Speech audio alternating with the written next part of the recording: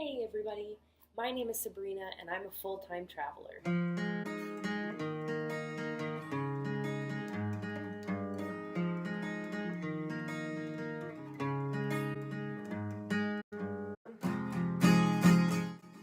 I have only recently begun my adventures as a full-time traveler, and as I encounter people and tell them my new lifestyle, I've gotten so many questions about logistics and how it all works.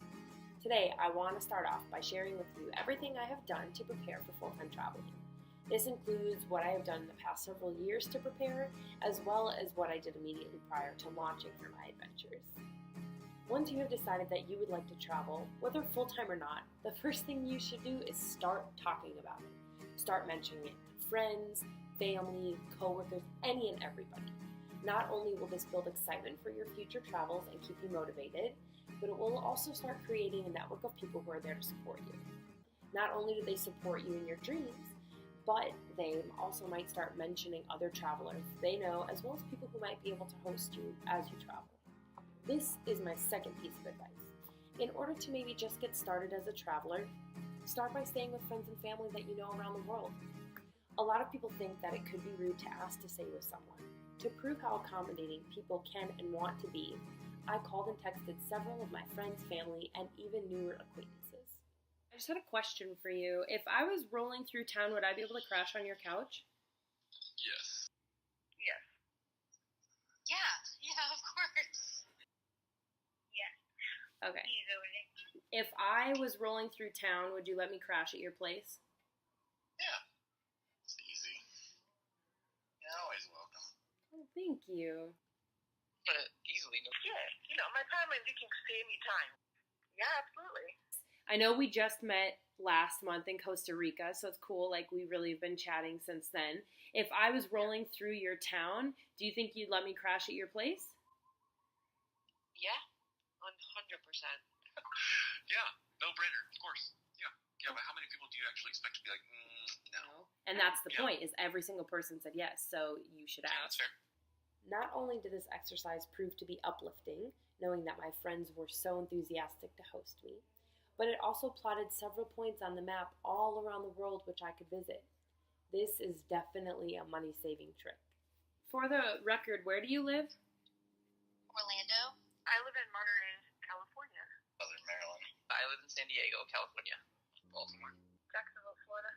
Kittery, Maine. Savannah, Georgia. Charlotte.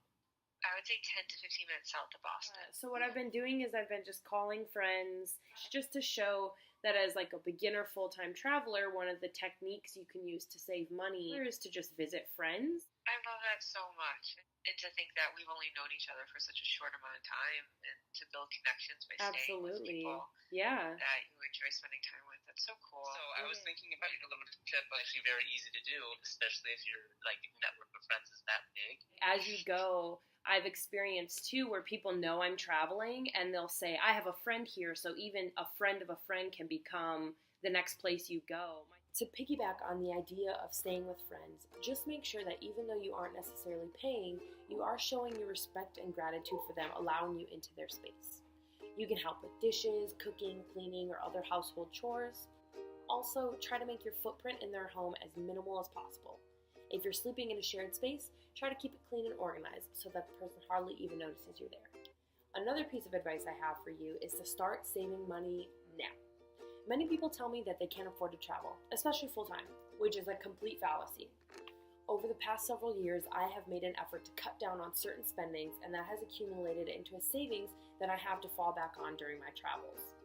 Imagine how much money you are spending on shopping, buying stuff that truthfully you're just going to have to get rid of if you're a full-time traveler. Also, coffee and alcohol are two of the easiest ways to see money seeping out of your pocket. So try your best to cut these things out or budget in order to save money. Another tip is to meal prep and cook at home so you're not spending money eating out all the time. And stop upgrading. Stop upgrading your car, your computer, or buying the newest phone. If you don't need it, don't buy it, which is a good mindset to be in for full-time traveling. An easy way to make money now is to start selling your stuff. One thing I wish I would have been more proactive about was selling my stuff ahead of time. When I was getting ready to move out, I looked around my house and found that I had a ton of stuff that would do me no good as a full-time traveler. This included furniture, a ton of clothes, electronics, and so much more. Start walking around your house now and posting things online for sale. So I'm actually at a hostel right now, and I'm gonna walk around and show you guys a couple things that I see that you can start posting up and getting money, and people will buy it, and you can start saving up for your travels now. All right, so right off the bat, we got these bean bags.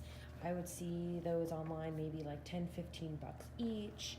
You've got this little side table. People go crazy for little storage units and side tables, those plastic tub bins. I've sold the plastic bins that you can buy at Target. I've sold those for like 10 bucks. Vases and lamps. That's crazy. These could go for like 10, 15 bucks each. The couch itself, you could sell that anywhere up to like 100 bucks probably. And the pillows all could probably go for another 20 bucks. About this printer, you gonna bring this printer in your backpack? The answer is no. You are gonna sell it, and it is gonna buy you a dinner in Peru. You don't need these anymore. You can sell these. That right there, that painting's worth like 20 bucks. That's coffee in Argentina. It may not seem like a lot of money, each individual thing, especially how much you paid for it, but in general, the idea is to minimize the stuff that you have. And if you wait until the last minute, you're gonna end up donating a ton of stuff, which is what I did.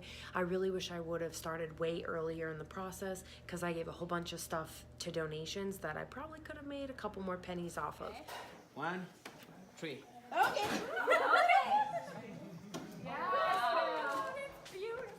I wanted to experience my full-time travels as a backpacker and do a lot of camping.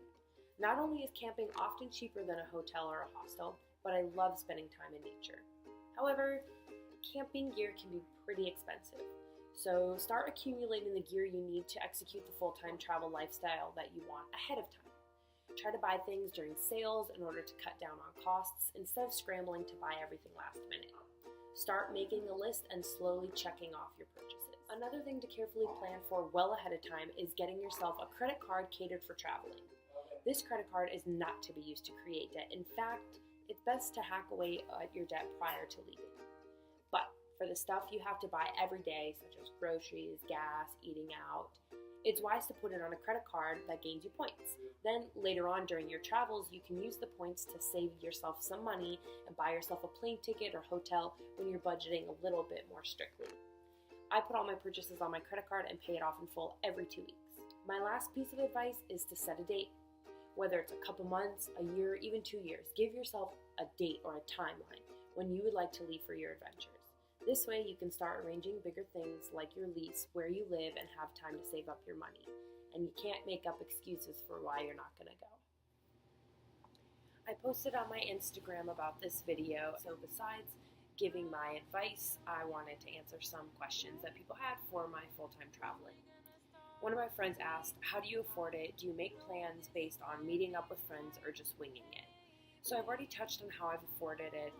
I do have a significant amount of savings that I have to fall back on. However, I don't want to deplete my funds by full-time traveling. So future videos, I'm going to show you how I'm planning on traveling on a minimum budget, trying to travel for free, which is why I mentioned staying with friends and meal prepping. Some of these things that I mentioned about preparing to travel is good to get yourself in that mindset, so when you are traveling, you can keep executing those same things to continue to save money. About planning or meeting up with people and winging it, it's a little bit of both. Sometimes you need to plan things out a little bit more, and sometimes you do need to wing it. I have figured out that there is a strong correlation between time and money. The more time you have, the more money you can save. And if you're on a little bit more of a pinch, you tend to spend more money. I think that's why a lot of people think that traveling full-time is so expensive, because they think of when they go on a vacation for 1 week and they spend money on drinks, on relaxing, on going out and doing these crazy things. When you're full-time traveling, you don't have that luxury. You're really just out there to see the culture, to hike or do these free activities in order to experience the land, the culture, the people, the sites that don't cost any money at all. Another one of my friends asked, how do you keep money coming in to fund meals, lodging, flights, excursions, etc.? So just like I mentioned, I touched on that. I'm not necessarily spending a lot of money, and it's an adventure. I don't know honestly how it's going to all work out, and I will share everything with you guys as I go. However, there are a lot of programs that cover your place to stay and your food, and so any money you have is just for fun. And that's definitely one technique I'm planning on using because I don't necessarily care about making money, I just want to sustain my travels as long as I can. Another friend asked, what sites and tips do you use to find deals on hostels, tickets, etc.? The big thing with saving money is I've been accumulating points on my credit card, so that way if I'm ever at a point where I want to buy something but it's a little expensive to spend the cash on, I can just put it on my credit card and use my points. I also try to find deals online, Groupons, anything that you would normally do. If you can plan ahead, that typically tends to save you money. However, if you are doing it last minute, you just look for the best deal at the time and you kind of have to go for it. You try to save money in some places, knowing that in other places you might not be able to save as much money, and it tends to balance itself out.